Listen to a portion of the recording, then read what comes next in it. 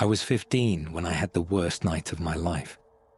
My best friend, Evan, invited me and two other guys, Josh and Tyler, over for a sleepover at his place. His parents were out of town for the weekend, which meant no supervision, no curfew, and unlimited horror movies. The plan was simple: pizza, junk food, and a late-night marathon of the scariest films we could find. Evan's house was in a quiet neighborhood, surrounded by thick woods. During the day, it wasn't so bad, but at night, the trees loomed like shadows, and the wind made the branches scratch against the windows like claws. By around 2 a.m., we were 3 movies in, half asleep, when Tyler suggested playing hide-and-seek in the dark. It was stupid, but we were wired on energy drinks and dared each other to do worse. The only rule was that the seeker had to keep the lights off, using only a flashlight. Josh was the first seeker, so the rest of us scattered. I ran upstairs, heart pounding, and found a closet in the hallway. It was cramped, filled with old coats, and smelled like dust. I squeezed myself in, slowing my breathing, listening for footsteps. I heard the faint sound of Josh searching downstairs, laughing every time someone moved too soon. The air in the closet was thick, and I was about to shift my position when I felt it, breathing. Slow, steady, right behind me.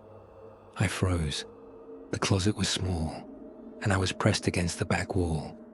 There was no space for anyone else. A shiver ran down my spine as a quiet whisper tickled my ear. "Don't move." Every hair on my body stood on end. My heart was hammering. I was trapped.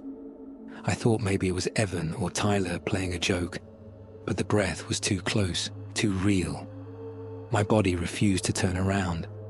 Then, the closet door swung open, and Josh's flashlight beam hit me in the face. I stumbled forward, gasping for air. Josh laughed. "Dude, found you." I bolted out of the closet, heart racing. I turned to look inside, empty. I didn't say anything. Maybe I imagined it. Maybe the darkness and fear had gotten to me. We kept playing, but I stuck to hiding spots in the open. Around 4 a.m., we finally crashed in the living room. I was too restless to sleep. Every time I closed my eyes, I swore I heard faint breathing. At some point, I must have dozed off because I woke up to the feeling of someone touching my arm. I blinked in the dark, expecting to see one of my friends. Instead, standing right next to me was a figure. It was tall, its head nearly grazing the ceiling, its face a blur of shadows. It leaned down, its breathing rasping in my ear. "Found you," I screamed.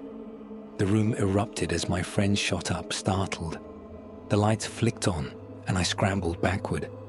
Nothing was there. I was shaking, my skin cold with sweat.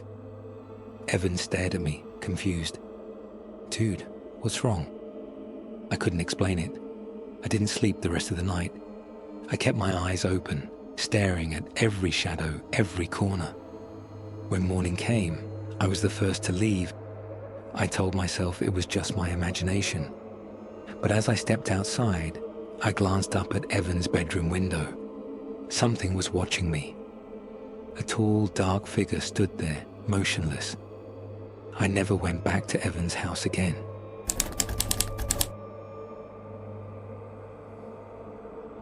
I've always been skeptical about paranormal stuff, but something happened to me during a sleepover when I was 13 that I still can't explain. I don't talk about it much, mostly because it freaks me out just thinking about it. But every so often, especially when I'm alone at night, I remember, and I get that same cold, sinking feeling in my stomach. It happened at my friend Brandon's house. He had just moved to a new neighborhood, and since his place was bigger than mine, the parents offered to host a sleepover. There were 4 of us: Brandon, me, Tyler, and Jake. His house was old, the kind that creaked and settled in ways that made it feel alive. His bedroom was in the attic, a converted space with slanted ceilings and a single small window that barely let in any moonlight. It felt off, like the air was too still, too thick. The night started out normal. We played video games, ate junk food, and joked around. Around midnight, Brandon's parents went to bed, and we decided to tell scary stories. Of course, none of us actually believed in ghosts, but that didn't stop the conversation from turning to local urban legends. That's when Brandon mentioned something weird about his new house. The old guy who used to live here died right in this attic, he said, grinning as if he was trying to scare us. My dad said he was some shut-in who never left the house. He just wasted away up here, alone. I laughed it off, but something about the way he said it stuck with me. The idea of someone dying alone in the very room we were sleeping in made the air feel colder. Eventually, we all started getting tired. We rolled out our sleeping bags and turned off the lights, but none of us could really sleep. The room was too quiet. And then, I started hearing it. A faint shuffling noise. At first, I thought it was just one of the guys moving in their sleeping bag. But then it happened again. A slow, dragging sound, like something was being pulled across the floor. I whispered, "Brandon, stop messing around." From the other side of the room, he groggily mumbled, "What?" It wasn't him. I sat up, my eyes adjusting to the darkness. The sound came again, closer this time. My heart pounded. I was about to wake the others when I heard a whisper. It was the faintest sound, but so clear. "Help me." I froze. My breath caught in my throat. It wasn't any of my friends' voices. It was different, weak, raspy, right behind me. I turned so fast I nearly toppled over. My eyes darted across the room, searching the darkness. The others were asleep, or pretending to be. The shuffling sound was gone, and so was the voice. But I swear I could still feel it. Something watching me. I tried to convince myself it was just my imagination. I lay back down, squeezing my eyes shut, trying to focus on the sound of my own breathing. Then the closet door creaked open. I stopped breathing. It wasn't a loud creak, but in that dead silence, it sounded deafening. My entire body stiffened.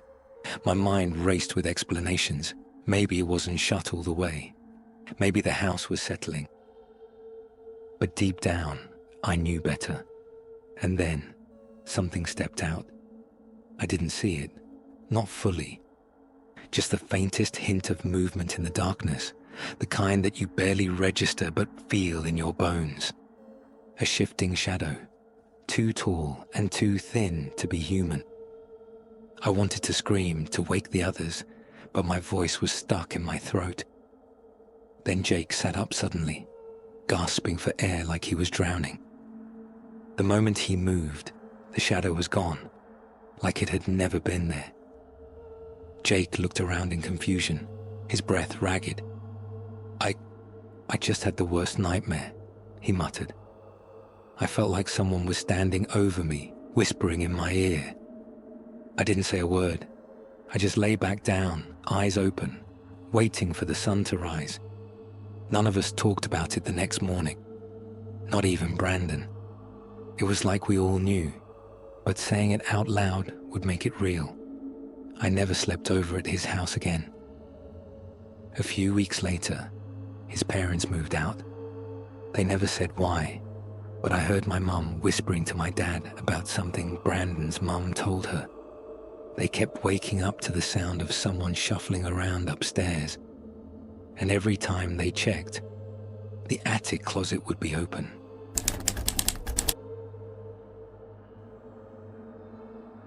I was 12 when I had the worst night of my life. It was supposed to be just another sleepover at my friend Jake's house. A night filled with junk food, scary movies, and staying up way too late. His parents were out of town, but his older brother Evan was home, so we had the house to ourselves. We thought it was the perfect setup. Jake's house was in a quiet neighborhood, the kind where nothing ever happens. It was a small 2-story home with creaky floors and a basement that always felt a little too cold. We set up our sleeping bags in the living room, watching horror movies with the lights off, trying to scare each other. Around 1 a.m., Jake and I finally decided to turn in, but Evan told us he'd be upstairs in his room if we needed anything. I woke up sometime later, feeling groggy. The room was pitch black except for the glow of the TV screen, now displaying static. The air felt heavy, like the whole house was holding its breath. That's when I heard it. Soft footsteps, slow and deliberate, coming from the hallway. At first, I figured it was Evan getting up for something. But then I noticed something weird. The footsteps weren't coming from upstairs. They were coming from the basement. I turned my head toward Jake, expecting him to be asleep, but his eyes were wide open. He had heard it too. We didn't say a word, just lay there frozen, barely breathing. The footsteps continued, growing closer. They reached the bottom of the stairs and stopped. Then came the creak of the basement door opening. Jake shot me a look of pure panic. "Evan," he whispered, barely audible. No response. We sat there, too scared to move, as the sound of shuffling steps entered the living room. A shadow stretched across the wall, cast by the flickering glow of the TV. It was tall, hunched. Whoever, or whatever, it was just stood there, unmoving. I could hear my own heartbeat pounding in my ears. I wanted to believe it was Evan messing with us, but something felt wrong. I reached for my phone, trying to be as quiet as possible. My hands were shaking as I unlocked it and texted Evan. "Are you downstairs?" A few seconds passed. My phone vibrated with a response. "Number, I'm in my room." "Why?" I felt like my stomach dropped out of my body. I slowly turned my head toward the figure in the room. It hadn't moved, but it was still there, watching us. I grabbed Jake's arm, my fingers digging into his skin. He must have realized what I was thinking, because he suddenly whispered, "Run." We didn't think, we just moved. We bolted for the stairs, shoving past the figure. I swear I felt the cold brush of something against my arm. We heard it move behind us, fast, almost too fast. The moment we hit the second floor, Evan's door flew open. He must have heard us running because he was already on his feet. "What the hell is going on?" he shouted. We turned just in time to see the figure reach the top of the stairs. The hallway light barely illuminated it, but what I saw still haunts me. It wasn't Evan. It wasn't anyone. Its limbs were too long, its head tilted at an unnatural angle.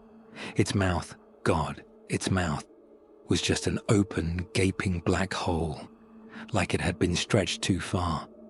It made this sound, like a distorted inhale, a breath that wasn't meant for human lungs. Evan didn't hesitate. He grabbed us and slammed his bedroom door shut, locking it. We sat there, trembling, as we heard slow, scraping footsteps outside. A faint scratching sound started against the wood, like nails dragging along the doorframe. Then, silence. We stayed awake until the sun came up, too terrified to move. When we finally built up the courage to check, the house was empty. The basement door was wide open. Nothing was stolen, no signs of a break-in. Jake's family moved out a few months later. I never went back to that house again. But sometimes, late at night, when everything is too quiet, I swear I can still hear those footsteps.